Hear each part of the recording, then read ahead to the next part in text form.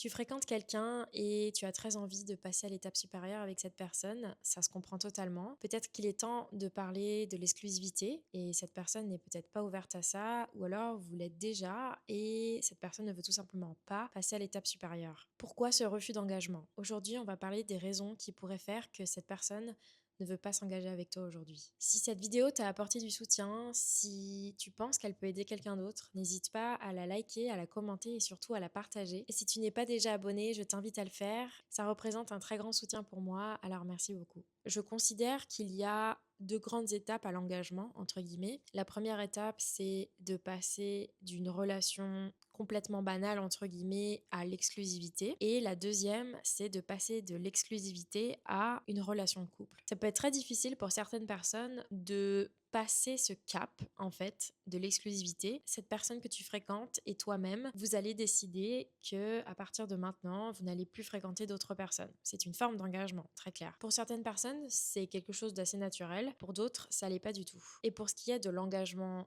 relationnel et du couple, ça peut être encore plus compliqué, ça peut représenter une montagne encore plus élevée à franchir. Et là, il s'agirait de passer de l'exclusivité au statut nous sommes en couple. Peut-être que tu as déjà décidé dans ta tête que tu veux t'engager avec cette personne. La toute première chose que je te dirais avant de rentrer dans le vif du sujet, c'est d'abord de définir pourquoi toi, tu veux t'engager avec cette personne. Qu'est-ce qui fait qu'aujourd'hui, tu veux soit être exclusif avec cette personne, soit que tu veux bâtir quelque chose et être un couple avec cette personne. Je pense que avant de se poser la question de pourquoi cette personne ne veut pas s'engager et quelles seraient les raisons qui feraient que cette personne ne veut pas aller plus loin ni au stade d'exclusivité ni au stade de couple, c'est essentiel pour toi de te poser la question, ok, comment moi je me sens vis-à-vis de tout ça, quelles sont mes intentions derrière tout ça et pourquoi aujourd'hui j'ai envie d'être exclusif avec cette personne ou d'être un couple avec cette personne. C'est important parce que très souvent on a cette envie d'être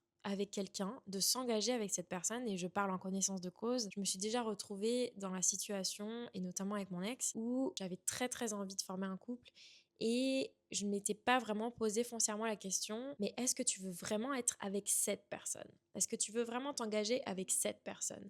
Et si oui, pourquoi? Vraiment s'appuyer sur des faits, tu vois, sur des choses objectives qui font que, oui, objectivement, j'aime beaucoup cette personne pour telle ou telle ou telle ou telle raison, et pas juste parce que j'ai envie de créer un couple et parce que je suis vraiment prête pour former un couple, et donc je pense que ce serait avec cette personne. Une fois que ça c'est clair dans ta tête, je te conseille d'avoir une conversation ouverte avec cette personne, de communiquer tout simplement tes intentions. Et si c'est déjà le cas et que c'est à ce moment-là que tu t'es heurté à un rejet ou tout simplement à un je vais y réfléchir ou à une personne qui t'a dit que oui et en fait non, enfin bref, que ça s'est soldé par un refus de la part de l'autre personne de s'engager, ça peut être pour diverses raisons. Le premier stade, on va dire, la première raison qui pourrait faire que cette personne ne souhaite pas s'engager, ça serait les barrières psychologiques que cette personne pourrait avoir. Je la classe en plusieurs catégories. D'abord, il y a l'immaturité émotionnelle. Cette personne est peut-être tout simplement pas suffisamment mature, capable et apte à recevoir l'amour ou à recevoir une forme d'engagement de ta part. Peut-être que ça représente un trop gros challenge émotionnel et que cette personne n'a peut-être pas suffisamment travaillé sur elle pour se sentir capable de recevoir ça et tout simplement de s'engager elle-même dans un investissement émotionnel aussi grand. Ça peut être parce que cette personne est incapable de communiquer de la même façon que toi, ça peut être parce que cette personne fuit énormément le conflit ou les conversations importantes, les conversations sérieuses, les conversations profondes, que cette personne n'arrive tout simplement pas à dépasser ce stade un petit peu superficiel d'une relation casual, d'une relation standard et sans importance, et que l'engagement représente quelque chose d'inconnu en fait et une sorte de case mentale et émotionnelle que cette personne n'aurait pas débloquée encore, soit par immaturité pure et simple, soit parce que elle n'en est pas capable pour le moment, tout simplement parce qu'elle n'a pas suffisamment travaillé sur elle-même pour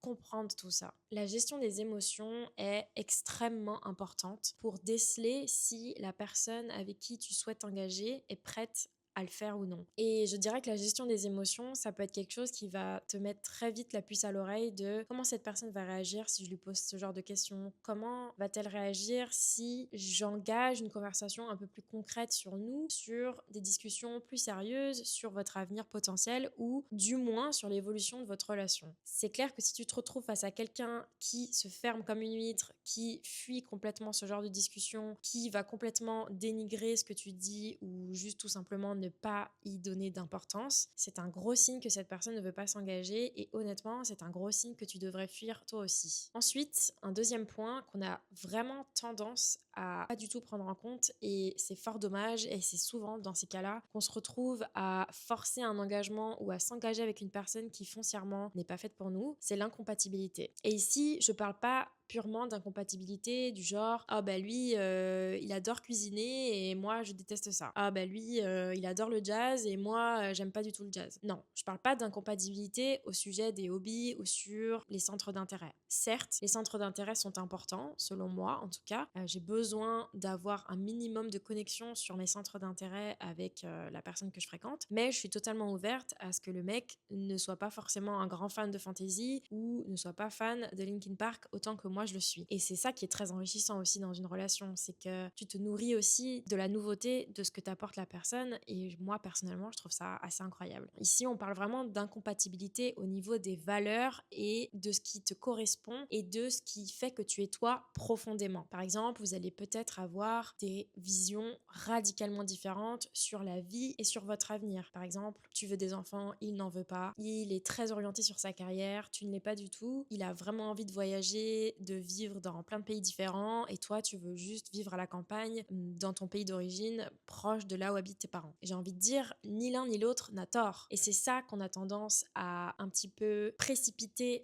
dans le cas précis de l'incompatibilité, c'est qu'on a tendance que soit on peut passer au-dessus et on va essayer et au final on va se faire plus de mal qu'autre chose parce qu'on se rend compte que oui, foncièrement on est incompatible et que malgré l'amour qu'on se porte, notre vie ensemble n'est pas possible. D'ailleurs, je ferai une vidéo intitulée L'amour n'est pas suffisant. Je le ferai très prochainement, n'hésite pas à me dire en commentaire si ça t'intéresse. Ce sont des choses qui sont tellement importantes qu'on ne peut tout simplement pas les éviter. Il vaut mieux tôt que trop tard, s'en rendre compte et prendre un chemin différent. Je pense que c'est l'une des choses les plus difficiles à se rendre compte parce que quand les deux personnes ont des sentiments amoureux l'une pour l'autre, c'est extrêmement difficile de se dire ok, cette relation ne fonctionnera pas, cette relation ne fonctionne pas, même si on s'aime de tout notre cœur, un avenir entre nous ne sera pas possible, ou du moins un avenir heureux et paisible ne sera pas possible. Après, je dis pas, il y a des personnes qui arrivent à s'organiser, ça fait partie des personnes qu'elles sont et ça fait bien évidemment écho à la volonté de chacun de faire fonctionner les choses. C'est aussi un sujet de vidéo pour être intéressant de voir à quel point la volonté de chacun à s'engager est essentielle en fait pour faire fonctionner un couple et que c'est pas juste une personne qui a une volonté et l'autre se laisse porter. Non, il faut que les deux personnes aient la volonté que ça marche. Tu ne peux pas obliger quelqu'un et tu ne peux pas t'imposer à toi-même de faire des si gros sacrifices sur ton bonheur et sur ce qui te rend heureuse juste pour être avec une personne. Et c'est en ça que l'incompatibilité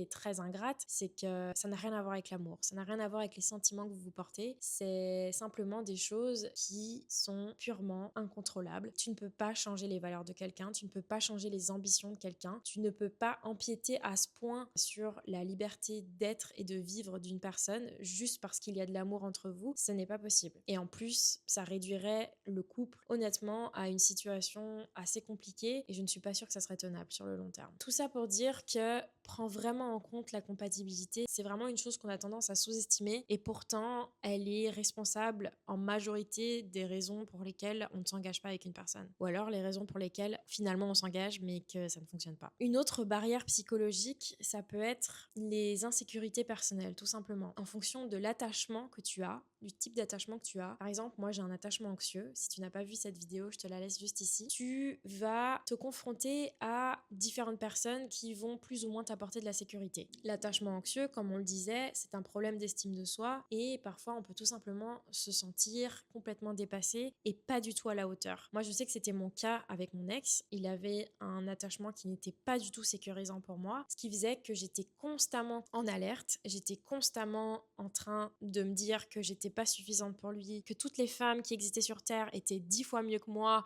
et qu'il avait juste à choisir quelqu'un au hasard dans la rue pour trouver mieux. Non seulement c'est parce que j'ai un attachement comme ça, dû à ce que j'ai vécu, à des traumas et à la façon dont je me suis construite en tant qu'adulte émotionnellement, qui ont fait que j'ai déclenché cet attachement anxieux, mais c'est aussi parce que la personne avec qui j'ai choisi de m'engager appuie énormément sur ses insécurités. Dans le cas de mon ex, lui, parce que j'avais cet attachement anxieux et que j'avais peur constamment, j'avais besoin qu'il soit là, j'avais besoin de son attention, j'avais besoin vraiment d'une preuve d'amour décuplée par rapport à ce qui me suffisait par le passé. Lui, ça lui déclenchait vraiment la même sensation quelque part, de pas être à la hauteur, de pas réussir à combler mes besoins, et quelque part c'était le cas parce que il n'avait pas la forme d'attachement et la forme d'engagement qui correspondait à ce que moi j'avais besoin. Donc en fait, ça, c'est aussi une forme d'incompatibilité, mais je dirais que c'est rejoint vraiment l'insécurité. Et dès qu'il y a une insécurité qui réside, ça peut vraiment freiner l'engagement d'un côté ou d'un autre. Ça devrait vraiment être une sonnette d'alarme pour toi. Si tu sens que tu es dans une situation comme ça, où la personne ne t'apporte pas ce dont tu as besoin et que tu as l'impression que tu dois constamment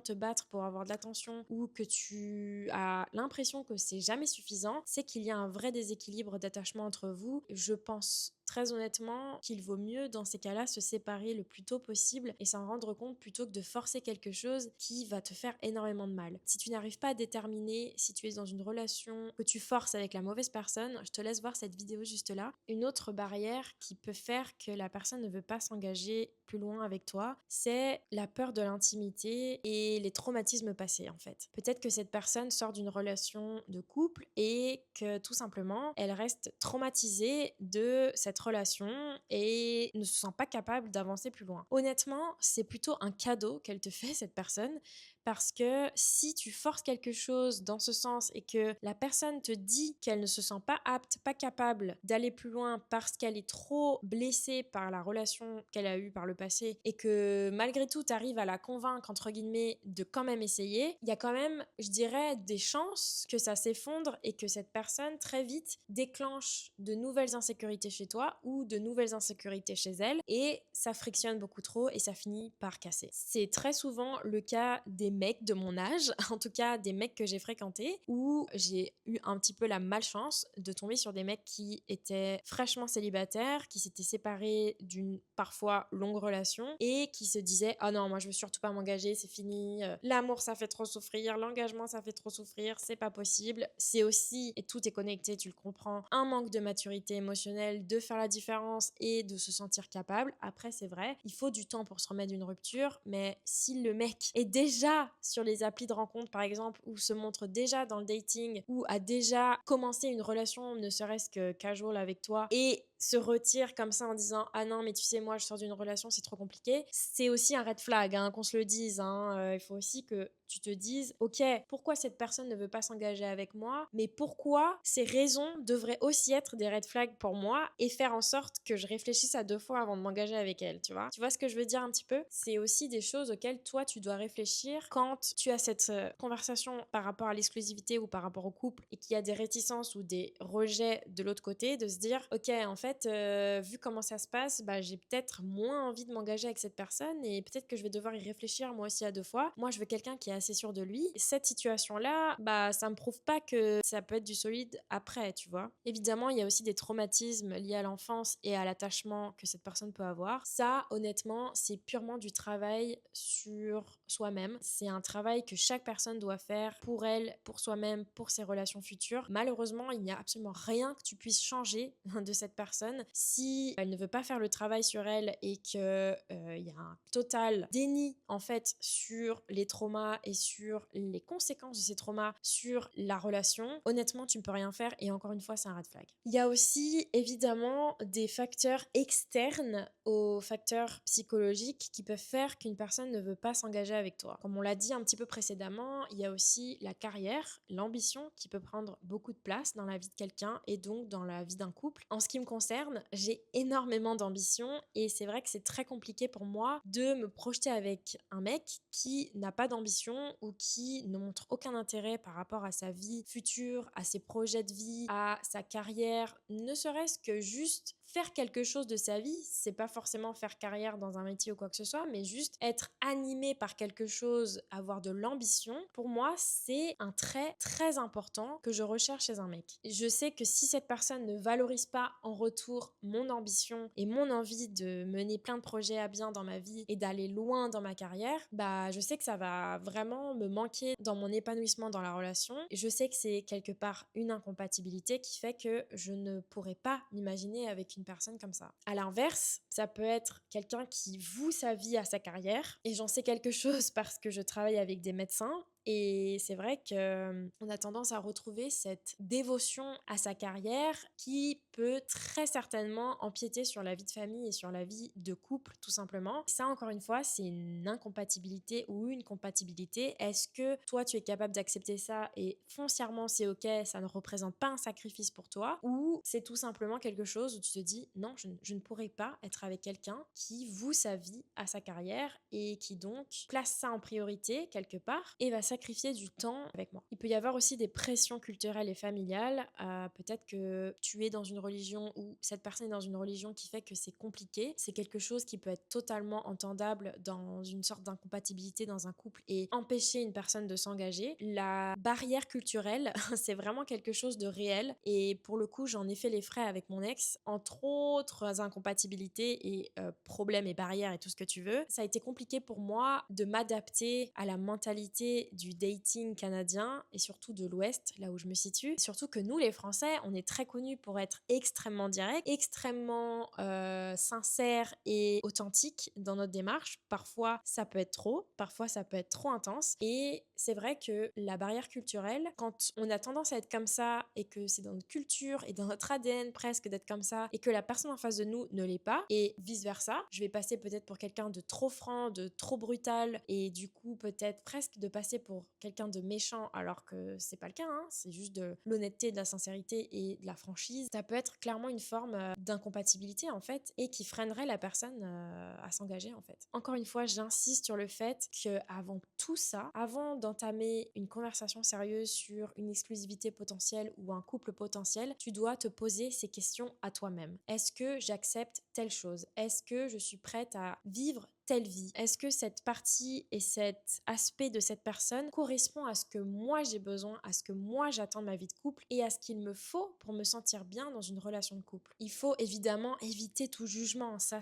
va de soi. Ne te juge pas toi-même, mais surtout ne juge pas la personne en face de toi qui essaye parfois de communiquer de manière honnête et sincère et qui peut-être est autant désespérée que toi et qui se retrouve tout autant que toi embêtée, voire déçue, voire triste de ne pas réussir à accéder à ta demande et peut-être à sa propre volonté de s'engager. Parfois, comme je le disais, l'amour ne suffit pas. L'engagement, c'est quelque chose qui doit être d'une volonté de chacun. Et chacun doit faire des efforts, bien sûr, mais jamais des sacrifices. Jamais des sacrifices. Et c'est valable pour cette personne qui ne veut pas s'engager, que ce soit pour des raisons immatures ou pour des raisons très valables d'incompatibilité. C'est des questions que tu dois d'abord te poser à toi et des choses sur lesquelles toi-même tu dois être sûr avant de te dire ok, voyons pourquoi cette personne ne veut pas s'engager avec moi alors que moi je le veux. Généralement, quand une personne ne veut pas s'engager avec toi mais que toi tu le veux et que tu penses que ça peut fonctionner, c'est forcément pour des raisons qui sont entre guillemets insurmontables ou un vrai gap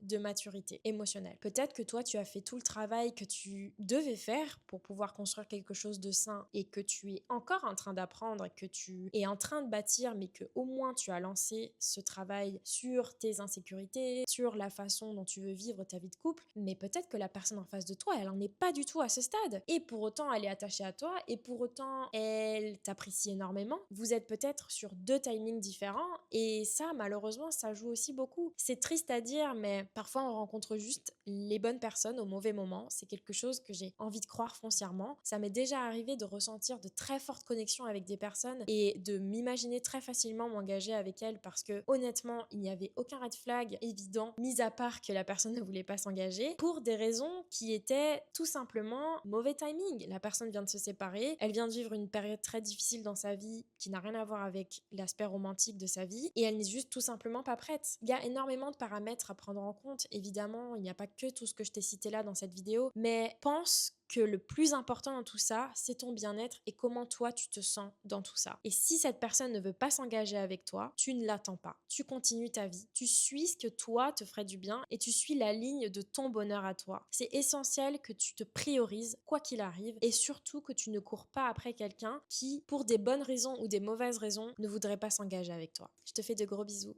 À bientôt.